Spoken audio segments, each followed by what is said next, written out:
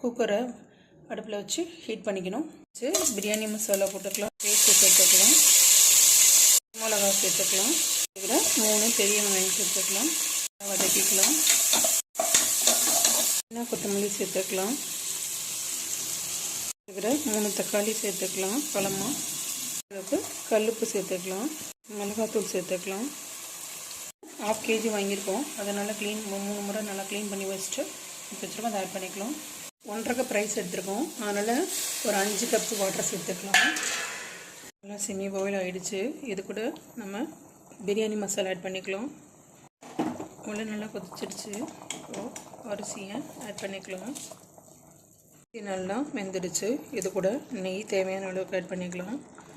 நெய் ஆட் பண்ணிவிட்டு குக்கரை மூடி போட்டு 2 விசில் விட்டுட்டா சுவையான சிக்கன் பிரியாணி ரெடி ஆகிடும். முட்டை சாப்பிட்லாம்,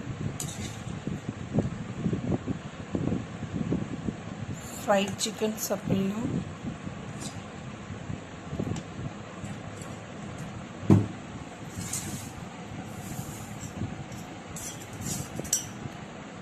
சிக்கன் குழம்பு சாப்பிட்லாம்,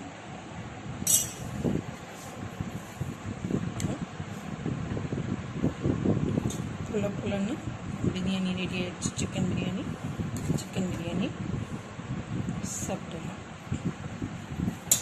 நீங்களும் வீட்டில் இது மாதிரி ட்ரை பண்ணி பார்த்துட்டு டேஸ்ட் எப்படி வந்துருக்குன்னு சொல்லி மறக்காமல் கமெண்ட்டில் சொல்லுங்கள். தேங்க்ஸ்.